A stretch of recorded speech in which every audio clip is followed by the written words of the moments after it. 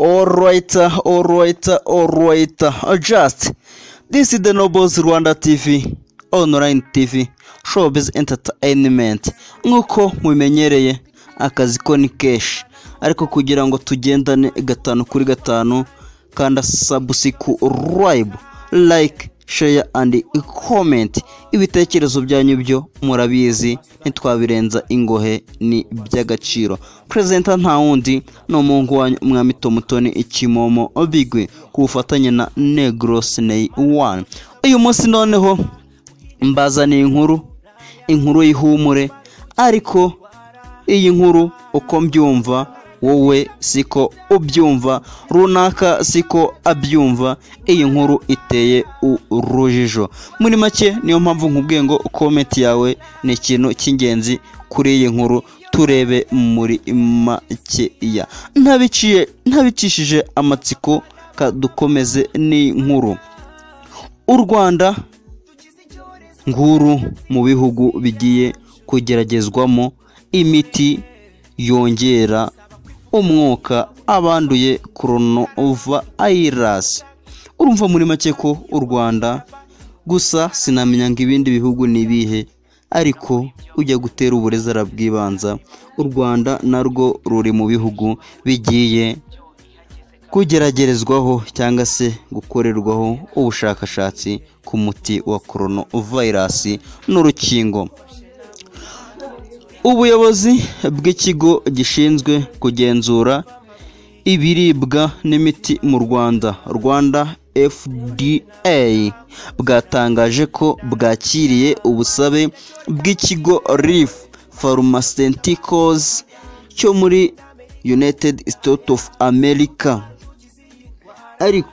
Ariko iki kigo kinafite ibiro mu Rwanda, gishaka gutangira ubushakashatsi ku muti wongera umwuka mu mubiri wanduye coronavirus. Ni umuti ushobora gufasha mu kongera umwuka mu bice by'umubiri tissues, aho kwiringira imashini gusa, dore ko ubu ngubu ari imashini zongera umwuka ziri gukoreshwa zonyine. Izo mashini zikaba zitwa intensive care unit ventilators. Urumva muri make uyu muti uramutse ubonetse ugafasha izi mashini, byaba ari ibintu byiza kandi by'agaciro. Twahangana n'iki cyorezo mu buryo butatu ugoye cyane. Amakuru agaragaza ko kubera uburyo iki cyorezo cya coronavirus gituma abantu bakenera umwuka, izi mashini nazo zahise zihenda. Urabona muri make bene damu bungukira mu bihombo by'abandi.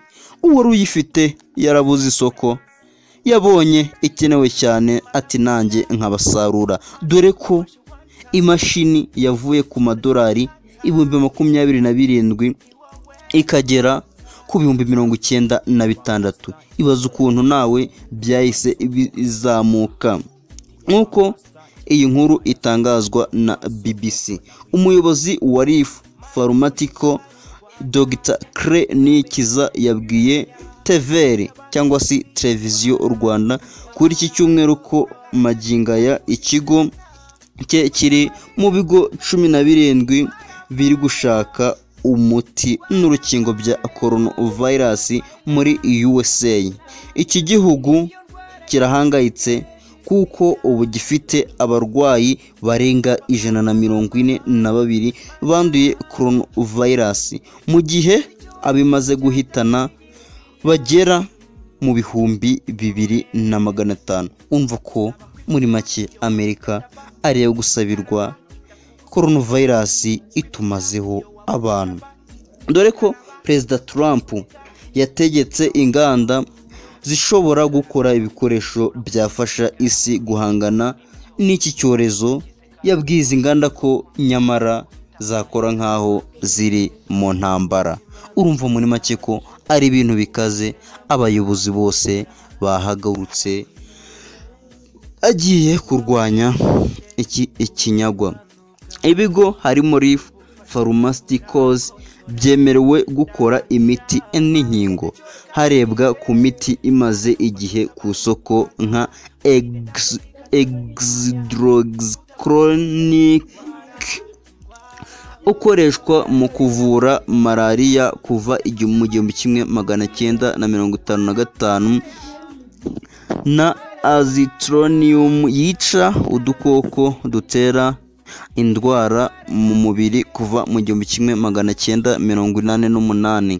Dr. Niyikiza ati hari n'itsinda ririmo kureba ku muti cyangwa se ku miti emishya bashobora cyangwa se bashaka uko bahereza abarwayi oxygene cyangwa se umwuka uhagije kuko umubare munini ugaragaza ko iyi virusi yongera ibihaha cyangwa se yongerera ibihaha akazi gakomeye cyane kuko iyi virusi ituma umuntu abura oxygene.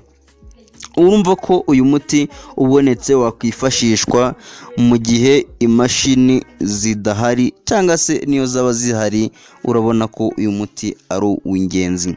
Nta gihindutse uyu muti ukaba watangira gusuzumwa cyangwa se gususumirwa ku bantu nyuma y'ibyumweru 3 tukareba cyangwa se tukihangira amaso niba amata yabyara amavuta. Uyu muti tukarana nimba hari icyo wadufasha.